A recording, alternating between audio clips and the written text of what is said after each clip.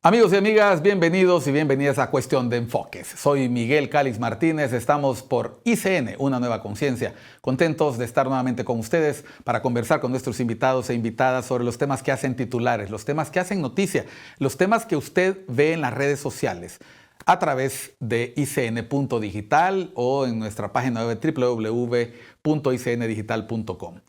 Estos temas se debaten, estos temas se hablan, hay distintas perspectivas, distintos enfoques, usted los conversa en la mesa del comedor, en la mesa del café, con los amigos, con las amigas y hacen noticia. Y para hablar de ellos invitamos a nuestros protagonistas, los protagonistas de las noticias, de los comentarios, del análisis. Hoy nos acompaña desde San Pedro Sula un reconocido político del país, el ingeniero Aníbal Javier Calix Funes. Él es exdiputado y director ejecutivo de la organización Congreso Primero. Saludos hasta San Pedro Sula, Aníbal.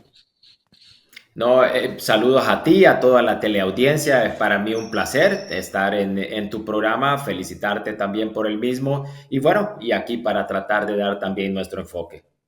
Bueno, desde el momento que nosotros decimos que Aníbal fue diputado, que dirige una organización que se llama Congreso Primero, pues usted se puede dar cuenta de lo que vamos a hablar hoy. Efectivamente, vamos a hablar del poder legislativo, vamos a hablar de los retos que enfrenta este poder del Estado. Estamos apenas a la mitad del cuatrienio 2022-2026.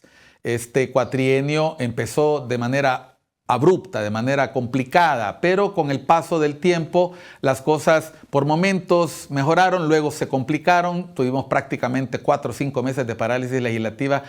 Más recientemente hemos podido ver que hubo acuerdos en el Congreso y estos acuerdos han llevado a la conformación de una nueva junta directiva. Y vamos a empezar por ahí, Aníbal. Tú fuiste diputado, tú sabes que es complicado el diálogo, la negociación, especialmente cuando se trata de fuerzas minoritarias, fuerzas de oposición, cada una tiene intereses. Estos primeros 2 años nos han dejado una compleja gobernabilidad en el Congreso, una agenda legislativa que ha ido a tumbos, por momentos avanza, por momentos retrocede, se logra elegir una Corte Suprema de Justicia, se elige de manera controversial a un fiscal titular, a un fiscal adjunto y finalmente el oficialismo puede presumir en los últimos días que logró acuerdos para integrar una nueva junta directiva con miembros de distintos partidos. Estamos entrando a una nueva etapa del Congreso, Aníbal. Lo digo porque aunque haya una nueva junta directiva, sigue habiendo esta disparidad en cuanto a números en el Congreso y no garantiza que vaya a haber acuerdos en todos los temas. Sí, la verdad es que es difícil tener como visión o poder esperar que las cosas de aquí en adelante se van a mantener de manera más cordial o llegando a acuerdos constantes.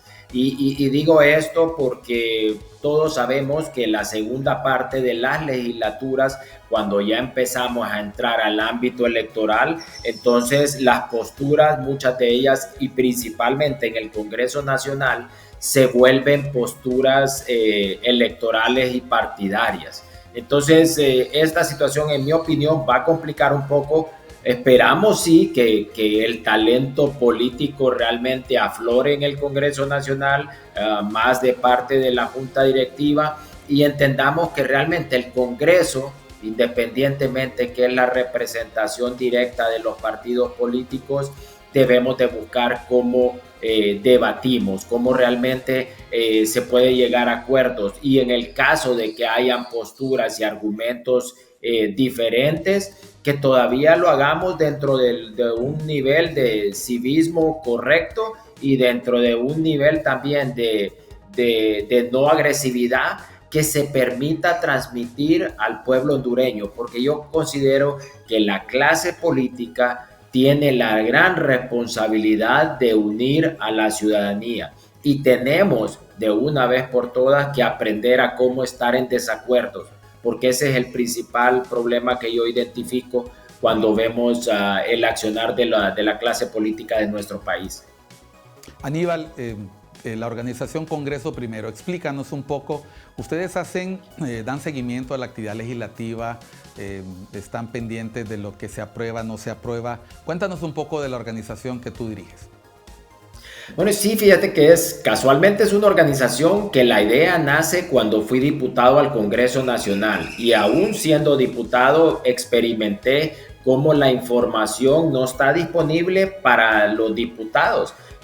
Para serte sincero, y en ese momento, y me imagino porque no he visto muchos cambios, que debe de ser igual en este momento, el poder conocer dónde estaban los proyectos de ley que se introducen al Congreso Nacional, tener de forma clara y poder tener una trazabilidad de los diferentes pasos que están dentro de cada etapa del Congreso Nacional y donde se mueven los proyectos de ley hasta aprobarse y enviarse al Poder Ejecutivo para poderse sancionar y publicar en la Gaceta y convertirse en una ley, era casi imposible de tener. Entonces de ahí nace esa necesidad, porque ya cuando salí del Congreso Nacional, lo primero que pensé es, bueno, si para los diputados es difícil tener información sobre el Congreso, ya no digamos para la ciudadanía. Y yo sí pienso que mucho de la mala reputación que existe del parte del ciudadano hacia el Congreso Nacional y sus diputados pasa por lo que nosotros llamamos en la organización una relación tóxica, y que es un círculo vicioso en el cual si tú le preguntas a la ciudadanía cuál es su impresión del Congreso, te van a decir que no lo entienden y que también no están de acuerdo ni quieren saber mucho del mismo. Entonces esa falta de interés de la ciudadanía le presenta una situación de impunidad a los diputados, en el sentido donde ellos pueden votar y pueden hacer lo que quieran sin tener realmente mayores consecuencias. Esto causa que se vuelva más confuso y exista menos interés de la ciudadanía, y ahí damos la vuelta a ese círculo. Entonces, lo que nosotros estamos tratando con la organización, con la información que se capta, que se transmite a la ciudadanía, es poder romper esa brecha entre la importancia del Congreso Nacional y el interés que tiene la ciudadanía por el mismo. Porque si nosotros no entendemos, si nosotros no monitoreamos el Congreso Nacional, no vamos a tener una buena rendición de cuentas de parte del mismo. Bueno, vamos a hablar un poco sobre el Congreso Nacional en el transcurso de este programa. Quiero aprovechar para, como estamos hablando de la organización Congreso Primero y tú has mencionado lo importante que es esta relación con la ciudadanía, explicar que el Congreso Nacional está integrado por 128 diputados propietarios y 128 diputados suplentes. Es uno de los tres poderes del Estado, junto con el Ejecutivo y el Judicial. Y como todos los poderes del Estado, tiene una ley constitucional, una ley orgánica que rige su trabajo. Esta ley orgánica, cuando tú fuiste diputado, fue aprobada. Recuerdo yo, veníamos del reglamento interior del Congreso, pasamos a la ley orgánica y se planteó mucho que esta ley orgánica debería haber resuelto una serie de retos que representaba para el Congreso en su gobernabilidad interna. Se sabe que la ley orgánica del Congreso, es más, el diseño que tenemos de poderes del Estado le da a la presidencia del Congreso Nacional bastante poder. Un poder prácticamente ilimitado, control absoluto de la agenda legislativa, control administrativo, control presupuestario, prácticamente un superpoder que se diseñó así precisamente para generar balance con los otros poderes del Estado, particularmente con el Poder Ejecutivo. Ahora que estamos viendo el accionar del Congreso Nacional y tú recuerdas tu gestión como diputado, ¿crees que esa ley orgánica debió haber hecho más reformas a ese poder, o precisamente muchos de los problemas que hemos experimentado en estas legislaturas provienen de ese diseño del Congreso? Un Congreso en el que se puede hacer todo desde la presidencia y desde la Junta Directiva, pero que si está muy fraccionado el Congreso Nacional vuelve compleja la gobernanza.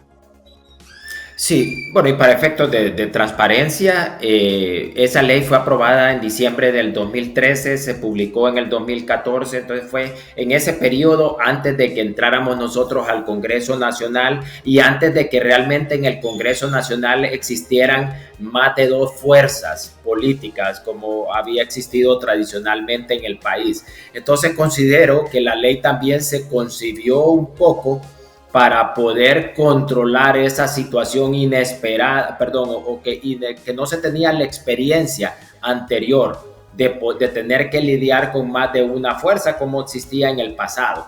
Desafortunadamente, y eso tengo que decirlo porque siempre lo menciono, yo considero que una de las leyes, si no la ley menos democrática que existe en este país, es desafortunadamente la ley del poder legislativo. Es una ley que concentra el poder en la presidencia y en la junta directiva. Y como tú dijiste, muy bien, desde el aspecto de procesos a lo interno del Congreso Nacional, de toma de decisiones con respecto a la agenda, y también algo que es muy peligroso, que es la parte administrativa de pagos y de manejo del dinero, está en total discrecionalidad de parte del presidente del Congreso Nacional. Entonces, esa concentración de poder, primero le quita institucionalidad, le quita fortaleza institucional al Congreso Nacional. Y segundo, obviamente sirve para poder de alguna manera controlar la operatividad del Congreso Nacional. En el Congreso Nacional, en la última década, solo el 10%, alrededor del 10% de los proyectos de ley que ingresan al Congreso Nacional son aprobados, y solamente alrededor del 11% realmente llegan a finalizar el proceso del Congreso Nacional, que el proceso es la presentación, que vaya a una comisión de dictamen, que pase al pleno del Congreso Nacional y ahí se discuta. Ahí puede ser aprobado y continúa el proceso, o ahí puede ser en determinado momento rechazado por el pleno, por la mayoría del pleno o por la mayoría determinada, dependiendo del tipo de proyecto. Pero el 100%, en mi opinión, de los proyectos deberían de llegar a ese punto, porque eso quiere decir que tú estás cumpliendo con tu función y le estás cumpliendo con la función de representatividad que tiene el diputado, que es de proponer. No todo se le tiene que aprobar, pero sí todo se le tiene que llevar a la discusión en el pleno. Y lo que sucede en el país es que a través de las comisiones o a través de no colocarlo en la agenda, los proyectos de ley no llegan a discutirse al pleno del Congreso Nacional.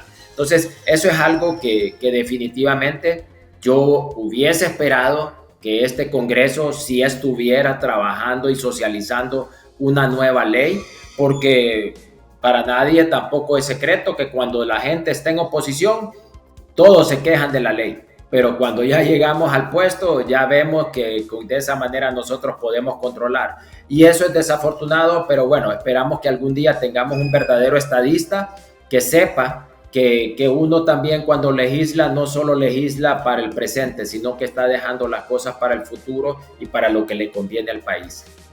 Gracias, Aníbal. Bueno, vamos a ir a la primera pausa. Nuestro invitado, el ingeniero Aníbal Calix, nos acompaña desde San Pedro Sula. Él es el director ejecutivo de la organización Congreso Primero. Estamos hablando sobre el funcionamiento del Congreso. Recientemente nos dijo el exdiputado, el ingeniero Calix Funes, ojalá se reformara la ley orgánica del Congreso para hacer que esta ley fuera más democrática, que permita legislar para el futuro y no solo para el presente. Volvemos después de unos mensajes a Cuestión de Enfoques acá por ICN, una nueva conciencia.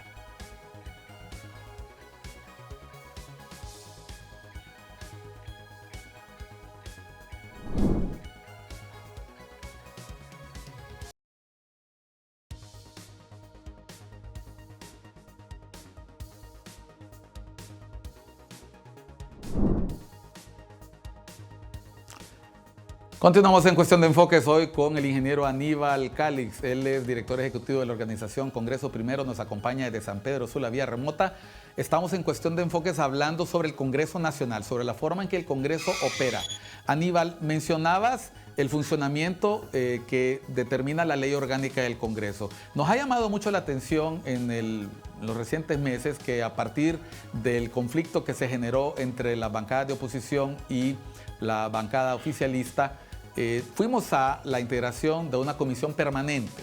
A esta altura pues ya ha pasado un par de meses, estamos prontos a iniciar la nueva legislatura, hay una nueva junta directiva, pero me llamó la atención que en el transcurso del trabajo de esta comisión permanente, que está establecida en la Constitución y cuyo funcionamiento está previsto en la ley orgánica, se tomaron decisiones que han sido cuestionadas por los partidos de oposición, pero también se mantuvo el trabajo de al menos una comisión que sabíamos que estaba en faena, que es la Comisión de Presupuesto. Tú que pudiste ser diputado y que pudiste, a partir de tu experiencia, conocer de otras experiencias legislativas, ¿nos hace falta el trabajo de las comisiones del Congreso, pulirlo? Hablabas un poco de la falta de socialización. ¿Qué le hace falta al Congreso hondureño para democratizarse, como lo mencionabas en el segmento pasado? Bueno, considero que la situación de las comisiones y el nombramiento de las mismas y su proceso es probablemente uno de los mejores ejemplos de la falta de institucionalidad, o por lo menos el impacto que puede tener en la institucionalidad, en la discrecionalidad del presidente. Primero, el nombramiento de quienes integran las comisiones. Ese es un nombramiento que no lo hacen las bancadas, no mandan su representante que conoce de energía a la comisión de energía, sino que el presidente escoge a quién quiere nombrar de cada partido, si es que quiere nombrar a alguien de cada uno de los partidos.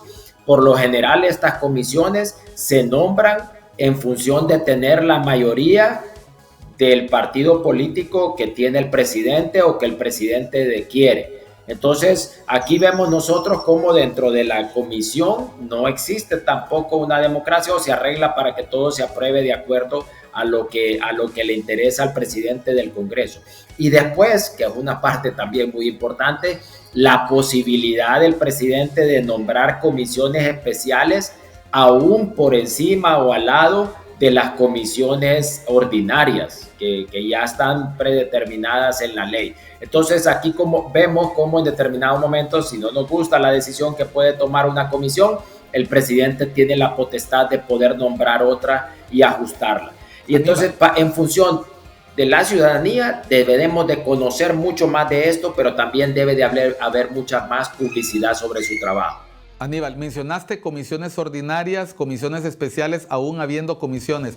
Quiero hacerte una pregunta. Tengo entendido que en la ley orgánica se redujeron aquel montón de comisiones que habían antes en el reglamento interior, que podían llegar a 57, 58, y se redujeron a 27, 29 ordinarias. No obstante, se siguen creando comisiones especiales.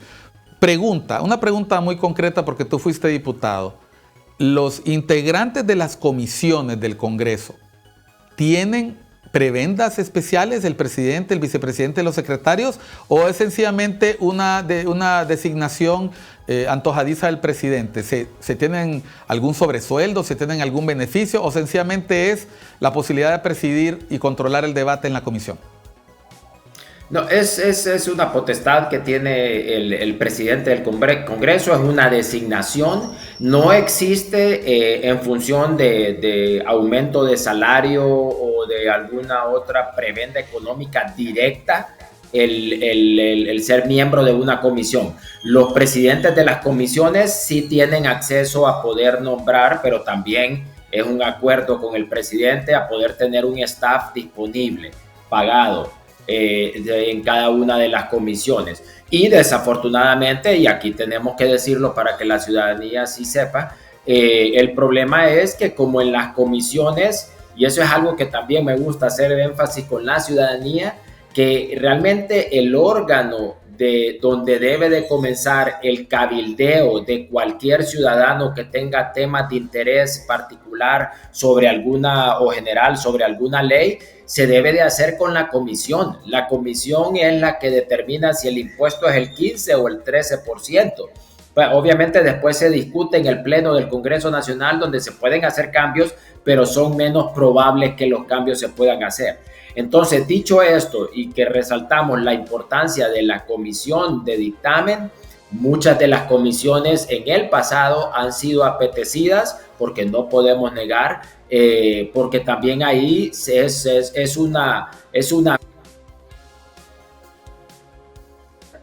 beneficios antes también que fueron hasta sobornos sobre comisiones específicas. La Comisión de Energía en el Congreso Nacional es famosa porque mucha gente con no los mejores intereses les gusta estar en ese tipo de comisiones. Y cuando yo fui partícipe de una comisión de energía, que obviamente tratábamos de obtener la información, también de tomar decisiones en función de lo que le convenía al país, bajo nuestra opinión. Se nombró después otra comisión de energía número 2, porque obviamente yo creo que estaba haciendo ahí un estorbo para algunas de las decisiones, pero aquí podemos ver entonces cómo ese juego y esa potestad que tiene la presidencia del Congreso Nacional le quita institucionalidad al mismo Congreso. A ver, Aníbal, tú has hecho una salvedad que no estamos hablando per se de la presidencia actual, la presidencia en ejercicio, la que sea, sino que estamos hablando que el modelo que crea la ley orgánica permite que el presidente, no hemos tenido presidente mujer del Congreso en la historia, ejerza este cargo con amplias facultades. Existiendo comisiones ordinarias, se pueden crear comisiones especiales, comisiones ad hoc. ¿Qué pasa con el caso de la comisión permanente? Hemos visto que se generó mucho debate, especialmente porque una mayoría de diputados reclamó tener suficientes votos para prorrogar las sesiones. Sin embargo, se cerró el periodo ordinario, se integra el periodo extraordinario y la comisión permanente durante ese periodo pues eligió un fiscal interino y todavía no estamos exentos del riesgo que la comisión permanente, previo a la instalación de la tercera legislatura, pueda hacer lo mismo con los otros órganos colegiados. ¿Cuáles son los riesgos que entraña que la comisión permanente tenga tantas facultades, aun y cuando supuestamente según la comisión, la Constitución, están acotadas? No, miren, aquí es una situación también en mi opinión, un problema que tenemos nosotros en la legislación, que muchas veces la legislación o deja demasiado abierto o a criterio o a interpretación muchas de las leyes. También existe una parte en la cual se contraponen. Y aquí con respecto a la comisión permanente, esa comisión está en la ley. Creo que aquí el debate es realmente si se debió haber extendido o no el periodo. Esa es una situación también que linda en el problema que tenemos nosotros de la falta del imperio de la ley, porque la ley sí contempla que cierta cantidad de diputados pueden hacer una convocatoria y tanto el presidente como la junta directiva tienen que acatar esa decisión en ese periodo y aquí es donde no se ha dado tampoco cabida a esa parte de la ley, ni se dio en este momento. Pero al final hay una situación nada más de si es el origen de la comisión es legal, pero después todas las otras acciones o la mayoría de las acciones que ellos han tomado están determinadas en la ley. Porque digo la mayoría porque también después la situación del nombramiento del fiscal sí está supeditado a si existe o no una ausencia total, ¿verdad? Que esa interpretación debió haberse hecho. Pero al final volvemos, aquí es un marco legal del Congreso Nacional, del Poder Legislativo, que está diseñado para dentro de un aura de legalidad poder tener control absoluto. Estamos hablando al final de un tema de eficiencia. Tú hiciste mucho énfasis en la primera parte, la impresión, la opinión, la relación que hay del Congreso Nacional con los constituyentes, es decir, con los ciudadanos, la ciudadanía, la percepción que tiene. Cuando tienes un Congreso Nacional conflictuado, que le cuesta dialogar, ¿qué impacto crees tú tiene en la ciudadanía, en la percepción de la ciudadanía con respecto al Congreso Nacional? ¿Hace que la ciudadanía aprecie menos la labor del diputado? ¿Complica un poco la confianza en ese órgano del Estado? ¿Qué tanto afecta o no la representatividad de los diputados y las diputadas que no sesionen o que cuando sesionen no se puedan poner de acuerdo?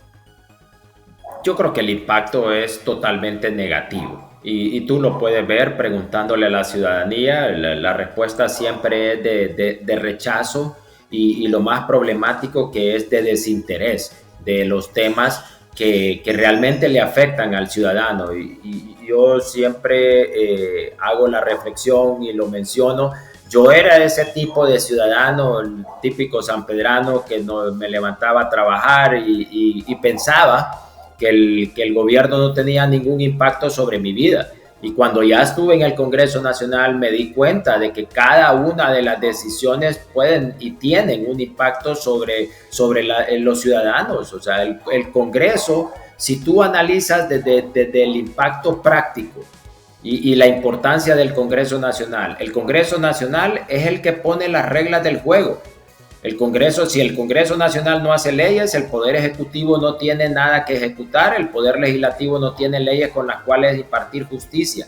Y las leyes son las que regulan nuestro accionar con respecto a nuestros compañeros ciudadanos. Y después, como en cualquier otra actividad de la vida, el que tiene control sobre el dinero y el que aprueba el dinero y el presupuesto tiene control también, y eso es algo que en mi opinión ni siquiera los diputados entienden la magnitud del poder que ellos tienen con la aprobación del presupuesto general de la República. Algunos por desconocimiento, otros porque, bueno, creo que ahí sacan provecho de aprobar sin cuestionar, pero es bien importante que la ciudadanía tenga ese enfoque que nosotros le llamamos que se convierta en un ciudadano informado.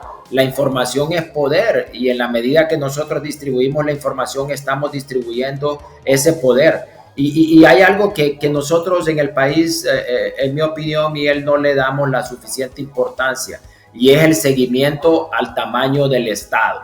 Creo que últimamente por cuestiones de las redes sociales y a lo que se puede llegar de información, hemos visto ejemplos de países como Argentina y como otros, que el Estado ha crecido de manera desproporcionada, que ha llegado al punto donde detiene la economía. Y esto es algo que la ciudadanía tiene que estar consciente y tiene que darle seguimiento. Si hay algo que el ciudadano debe darle seguimiento es el tamaño del Estado, y eso se refleja o se mide a través del presupuesto general de la República. Y aquí quiero darte un dato súper interesante. El presupuesto general de la República en este momento representa alrededor del 50% del Producto Interno Bruto, que es esa cifra con que nosotros medimos nuestra economía. ¿Qué quiere decir eso? Que de cada 100 lempiras que tú y yo y todos los ciudadanos producimos a través de nuestros productos, bienes y servicios, el Estado toma 50 lempiras de esos 100 y decide qué hacer con el mismo. Y aquí no es cuestión de estar opuestos o no al gobierno, pero ningún gobierno puede tener mejor discernimiento de qué me conviene a mí como ciudadano para hacer, como para que me tome la mitad de lo que yo produzco y decida qué hacer con él. Entonces, estas son cosas que tenemos que estar conscientes, porque nuestra economía crece alrededor de un 3.2, 3.3%, pero el presupuesto general de la República en los últimos 10 años ha crecido alrededor del 3.7% en promedio anualmente. Entonces, está creciendo más el dinero que toma el gobierno de la economía que realmente lo que estamos produciendo. Y estas son cosas que tenemos que tener presentes y que mediante el seguimiento al Congreso Nacional podemos nosotros también tener un claro conocimiento. Bueno, vamos a seguir hablando sobre este seguimiento al Congreso Nacional. Las cifras que está revelando Aníbal son interesantes. El 50% del presupuesto general, el presupuesto general representa el 50% del Producto Interno Bruto del país.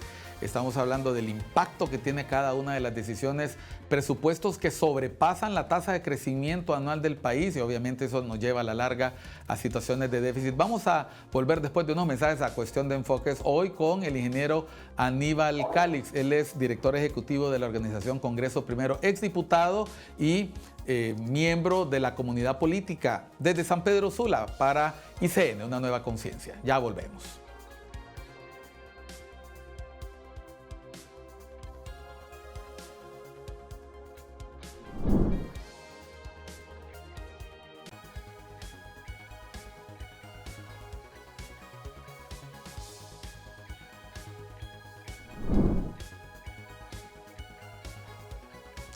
Estamos en Cuestión de Enfoques acá por ICN, una nueva conciencia, hoy con el ingeniero Aníbal Javier Calix Funes. Está desde San Pedro Sula, director ejecutivo de la organización Congreso Primero, exdiputado. Aníbal, hemos estado hablando del Congreso en extenso. Las decisiones que se toman en el Congreso impactan la vida de los ciudadanos. Tú dijiste, yo como sanpedrano me levantaba todos los días y no miraba la importancia de lo que pasaba en ese edificio hasta que estuve ahí. Me di cuenta que prácticamente todas las decisiones que nosotros tomamos y no tomamos en el Congreso Nacional impactan al país, impactan el futuro de Honduras. Hay una relación entre poderes. Se habla en la Constitución de independientes con relaciones de coordinación y de no subordinación uno con el otro. Es decir, estamos hablando de la pura teoría de poderes que nos regalaron los autores clásicos. Un Congreso que colabora con el Poder Ejecutivo hace más fácil la gestión del Poder Ejecutivo. Hemos visto en los últimos días cómo en los Estados Unidos tener la Cámara de Representantes en contra le ha significado al presidente Biden no poder aprobar el presupuesto, la parálisis del aparato administrativo del Ejecutivo. En el caso de Honduras hemos visto cómo se ha retrasado la aprobación del presupuesto. Hay una disposición constitucional que te dice que si no lo logras aprobar, pues se trabaja con el del año anterior. Aquí no ocurrió porque el Congreso logra acuerdos in extremis previo a iniciar la tercera legislatura. Mencionábamos en una conversación previa que la relación Poder Ejecutivo-Poder Legislativo en Honduras también estos 2 años ha sufrido por esa falta de acuerdos y gobernabilidad. ¿Qué datos tienes con respecto a la cantidad de proyectos que se mandan del Ejecutivo y se aprueban en el Legislativo? Lo pregunto porque sabemos que cuando un gobierno empieza, en este caso este gobierno lo hizo en una coalición, pronto esa coalición se va diluyendo, se va perdiendo y eso a la larga termina afectando la obtención de votos en el Congreso. ¿Cómo ha sido la relación de aprobación de proyectos desde el Ejecutivo al Legislativo y qué podemos esperar a partir de este nuevo acuerdo de gobernabilidad con el Partido Liberal y otras fuerzas políticas? ¿Podrá sacar adelante su agenda el Poder Ejecutivo? ¿Qué tenemos en los primeros 2 años? ¿Qué se puede esperar en la segunda mitad? Bueno, desafortunadamente, y considero, toda la crisis que se da a lo interno del Congreso Nacional que resulta en ese tiempo que estuvieron sin trabajar, pues ha tenido un impacto fuerte. En promedio, durante la última década se han aprobado alrededor de 156 proyectos de ley al año en el Congreso Nacional. En este año, el 2023, que está finalizando la legislatura, solo se van a aprobar 59 proyectos de ley, 60 con el presupuesto general de la República que se acaba de aprobar. Entonces estamos viendo cómo nosotros tenemos un impacto en la cantidad de leyes que se han aprobado. Y algo que también tenemos que resaltarlo es que de esos 60 proyectos de ley que se han aprobado, alrededor de 20 son condecoraciones. Entonces aquí vemos que hay un problema no solo de la cantidad de proyectos de ley que se han aprobado, sino que de la calidad, porque ningún país sale adelante aprobando condecoraciones. De los proyectos de ley que se aprueban en el Congreso Nacional, eso sí ha sido tradicional, alrededor del 40% son proyectos que vienen del Poder Ejecutivo. Y estos números varían dentro de cada una de las legislaturas, pero al final de los 4 años se mantienen de esa forma. Y entonces aquí vemos nosotros que en función de regulación, que puede ser una nueva ley, que puede ser una reforma, sí hemos tenido una caída considerable. Y también si analizamos los PCMs, que son los decretos ejecutivos que se aprueban a través del presidente y el Consejo de Ministros, también ha existido una reducción en la cantidad de PCMs y en mi opinión, en función de cambios, tampoco se ha visto reflejado porque seguimos teniendo PCMs o decretos ejecutivos que el presidente y el Consejo de Ministros, como lo mencionaba, que básicamente lo que hacen es crear condiciones de emergencia que también han sido para poder tener regulaciones pequeñas, pero no existe ni un enfoque ni una agenda común que nosotros podamos identificar hasta este momento. Entonces, sí vemos que aquí hay mucho por hacer en ese sentido, y obviamente esto en función de poder tener y darle los resultados que necesita la ciudadanía. Yo considero que el ejemplo principal que podemos tener aquí de esa discordia que tenemos en funcionamiento es la aprobación de la CICI, donde existen diferentes historias del por qué no se ha dado, pero al final tenemos los dos poderes del Estado involucrados, que ninguno de ellos ha dado muestras realmente de que queremos hacer la aprobación y tener un convenio de esa naturaleza en nuestro país.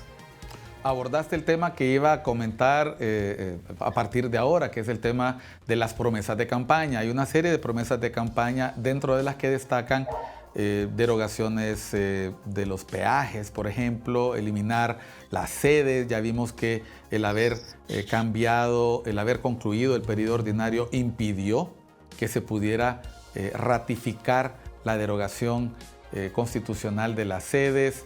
Y ahora tenemos el caso de la Comisión Internacional contra la Impunidad y la Corrupción en Honduras. A ver, Aníbal, ¿cómo ves, conforme a lo que hemos estado observando en los últimos meses, la posibilidad de este cumplimiento? El Congreso Nacional, sin duda alguna, es un actor clave. Se habla que los expertos de Naciones Unidas han identificado una cantidad de leyes, decretos y normativa que deben reformarse, que deben modificarse, y no dejemos por fuera que el marco normativo constitucional tiene que sufrir una importante reforma si se quiere dotar de poderes a esta comisión internacional que permitan colaborar de una manera eficiente con las autoridades nacionales. ¿Cómo ves tú, que estuviste en este grupo de apoyo en su momento a la MAXI, que ahora impulsas desde sociedad civil la conformación de un CICI? ¿Qué tan lejos estamos de que se logre ese propósito? Bueno, estamos más lejos de lo que estábamos al principio de gobierno. Y digo esto porque recordemos que aquí nosotros, este es un convenio en el cual dos partes tienen que ponerse de acuerdo, ¿verdad? Una es la parte de nuestro gobierno, pero también está la parte de la Organización de las Naciones Unidas y los países que la conforman, o los países que apoyan ese tipo de iniciativas. Entonces, a medida que transcurre el tiempo, estas organizaciones tampoco es como que esa es la única actividad que tienen. Entonces, la importancia para ellos de ser partícipes dentro de un entorno bien conflictivo y tratar de involucrarse en una organización que puede también afectar su reputación, no es tan fácil, y cada día que pasa complica más esa situación. Y aquí tenemos que ser sinceros también. Ni el Poder Ejecutivo ni el Poder Legislativo han dado indicios o acciones concretas que podamos nosotros calificar que van enfocadas en que se obtenga y se firme este convenio. El Poder Ejecutivo creó pasos adicionales para la firma de este convenio que no se tuvieron cuando se firmó el convenio MAXI. El Congreso Nacional, si tú analizas, no ha hecho ninguna de las regulaciones que ya sabemos que se ocupan para este tipo de convenios. Eso fue uno de los análisis iniciales que hizo la MAXI.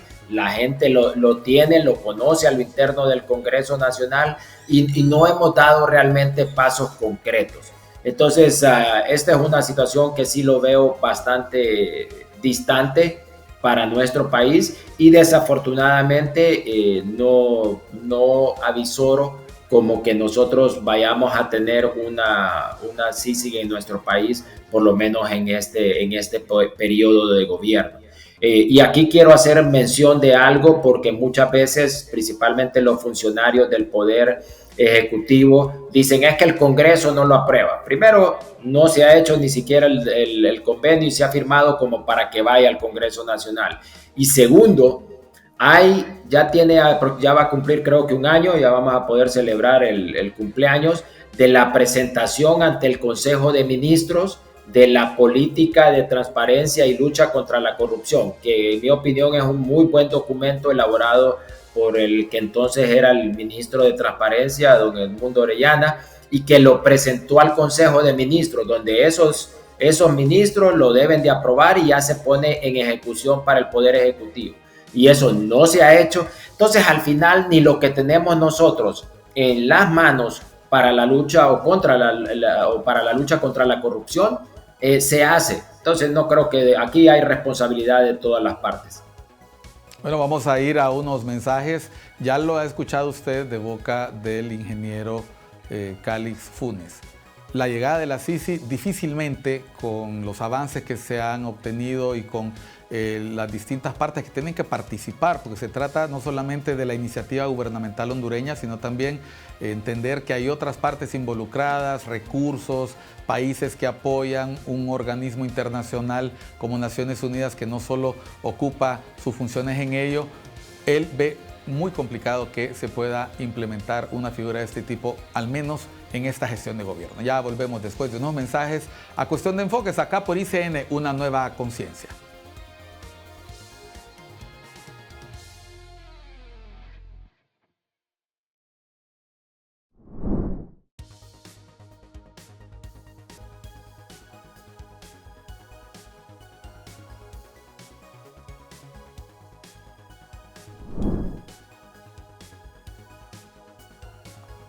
Entramos al segmento final de Cuestión de Enfoques. Estamos hoy con el ingeniero Aníbal Javier Calix Funes desde San Pedro Sula, en enlace remoto para Cuestión de Enfoques por ICN, una nueva conciencia. Estamos hablando del Congreso Nacional. Hemos hablado en extenso de la ley orgánica, la efectividad del Congreso, las dificultades para gestionar la gobernabilidad, la necesidad de hacer reformas a la ley orgánica, hacer más democrático el Congreso. A ver, Aníbal, vamos a hablar un poco de lo que nos espera a partir de estos nuevos acuerdos en el Congreso. Sin duda alguna, fue una muy buena noticia, tanto para el oficialismo como para la ciudadanía, que finalmente en el Congreso hubo humo blanco. Es decir, se logró un acuerdo para la Junta Directiva, se aprobaron amnistías, se aprobó el nuevo presupuesto general de ingresos y egresos. Habida cuenta la polarización previa y el bloqueo de acuerdos anterior, sin duda alguna, esto son buenas noticias para el gobierno, son buenas noticias para la gestión del Poder Legislativo. ¿Crees que esto garantiza la gobernabilidad del Congreso en los próximos meses y años, la segunda mitad? ¿Se va a seguir negociando por cada asunto? ¿Se nos vienen encima la elección de cargos de órganos colegiados? Estamos hablando del Tribunal Superior de Cuentas, que es importantísimo para la lucha anticorrupción, para la probidad y la transparencia del Estado. Se viene en septiembre la elección de órganos electorales. Estamos hablando de finalmente elegir en propiedad a los titulares del Ministerio Público.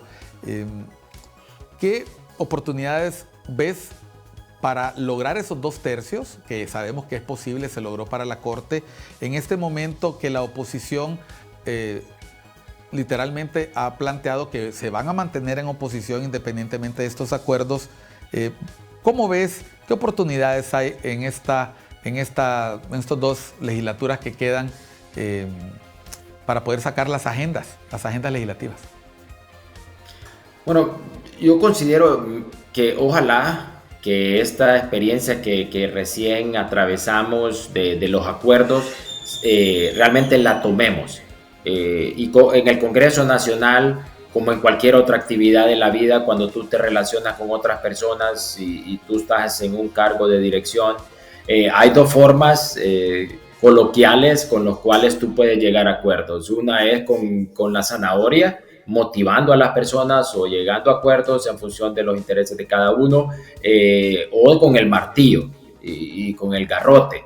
Y aquí considero que en este primer periodo o esta primera mitad del Congreso Nacional se trató de utilizar demasiado el garrote y el martillo.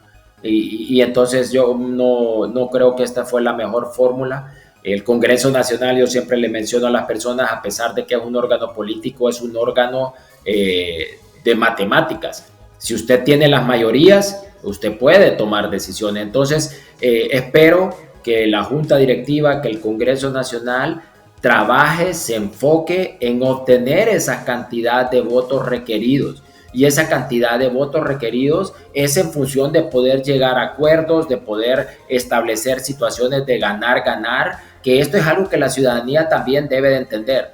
el ponerse de acuerdo, el tener y llegar a compromisos no es malo ni para el Congreso Nacional ni para el país. Los países que salen adelante son aquellos países que por lo menos se convierten en sociedades que llegan a acuerdos mínimos, que saben cómo o que saben a dónde quieren llegar en educación, dónde quieren llegar en salud, y su accionar tanto en el poder ejecutivo como en el poder legislativo, como en conjunto con la sociedad en general, van hacia un solo objetivo. Entonces, esto tenemos que aprender a hacerlo en nuestro país nosotros, y eso solo pasa porque en el Congreso Nacional también aprendamos a llegar a acuerdos, independientemente que tengamos temas los cuales tengamos opiniones distantes, pero tenemos que aprender a trabajar sobre aquellos que sí son acuerdos comunes o tenemos objetivos comunes. Y si usted le pregunta a cualquier diputado en el Congreso Nacional, todos le responden que ellos están ahí por el beneficio del país. Entonces establezcamos cuál es ese concepto del beneficio del país, cuáles son los puntos en que nos vamos a poner de acuerdo. Y nuestro país necesita mucho en cuanto a la agenda de generación de empleo, en la agenda de generación y de motivación de la economía en nuestro país, y necesita mucho de situaciones en cuanto a la educación, a la salud, la protección social, que hemos estado sin un marco de protección social también ya por aproximadamente 2 años. El RAP necesita muchas reformas con respecto al beneficio de sus aportantes. Entonces, tenemos un montón de situaciones en nuestro país que pasan por el Congreso Nacional y que deben de tomarse decisiones lo más pronto posible y no seguir dilatando las mismas. Nos quedan aproximadamente 2 minutos y medio para concluir el programa. Aníbal, voy a hacer 2 interrogantes. Hagamos breves las respuestas. Tú estuviste en la oposición en el Congreso Nacional, una oposición complicada porque eras miembro de una bancada pequeña que luego se fracciona. ¿Qué consejo le darías a la oposición, especialmente a aquellos que comparten tu condición, que en este momento ven cómo su partido empieza a fracturarse, pero también a una oposición que no está acostumbrada a estar en la oposición porque estuvo mucho tiempo dirigiendo el Congreso? ¿Qué consejo le darías como exdiputado? Bueno, hay uno, creo que es básico, y es que el político debe de ser una persona predecible, en el sentido donde tú puedes determinar o puedes saber cómo y cuáles son sus posturas y argumentos con los diferentes temas. Y la congruencia es la principal virtud de un ser humano, pero es la principal virtud de un político. Entonces, en mi opinión, lo más importante para la oposición, y esto lo podría extender hasta para cualquier diputado, es que seamos congruentes en nuestras posturas. Si ayer dijimos que esto estaba malo, hoy es malo. Si ayer no dijimos que esto estaba malo, andarlo diciendo ahora tampoco tiene mucho valor. Entonces, en mi opinión, deben de establecer una serie de posturas, de argumentos y principalmente de valores con los cuales ellos deben de ser congruentes. 1 minuto, mensaje final para la ciudadanía, para todo el público que nos observa en este momento. El principal es que para mí el poblador se convierte en ciudadano cuando entiende cómo funciona su gobierno. Y si nosotros queremos un mejor gobierno, un mejor estado, un mejor país, debemos de también involucrarnos en la medida de nuestras posibilidades. Pero lo principal es que podamos entender cuáles son nuestras responsabilidades como ciudadanos, a qué temas debemos de darle seguimiento. Y algo que yo siempre le hago énfasis a la ciudadanía es darle seguimiento a sus representantes en el Congreso Nacional. Por experiencia, durante 4 años, si a mí me llamaron 1 o 2 personas, aparte de mi familia, para preguntarme cuáles eran mis posturas, fueron muchas. Y esto no debe de suceder. Usted debe de tener contacto con su representante. Los impuestos que nosotros pagamos para pagarle el salario a un diputado y a un funcionario es para que nos representen y porque por lo menos tomen en consideración nuestras posturas con los diferentes temas. Pero esto es una relación que trabaja de ambas vías. No solo el diputado y el funcionario debe de andarnos buscando a ver qué es lo que nosotros pensamos. Nosotros como ciudadanos tenemos la responsabilidad de darle seguimiento al Congreso Nacional, al Poder Ejecutivo, en mi opinión, bajo 3 verbos. El primero es entender, después monitorear y después demandar rendición de cuentas. Bueno, miren qué excelente mensaje para ustedes, ciudadanos y ciudadanas, de una persona que hace precisamente lo que está pidiendo. Él lo hace, él monitorea, él entiende, él monitorea, él demanda. Gracias, Aníbal, hasta la costa norte. Esperamos que no sea la última oportunidad de tenerte en Cuestión de Enfoques. Muchas gracias. No, gracias a ti, un saludo a toda la audiencia y estaremos pendientes de la próxima invitación para estar contigo y en tu programa. Muchas gracias, Aníbal, y gracias a ustedes, nuestro teleauditorio que nos ha acompañado hoy en Cuestión de Enfoques. Recuerde, solo por ICN una nueva conciencia. Siga con nuestra programación, siga atento a las noticias acá por su canal ICN, una nueva conciencia.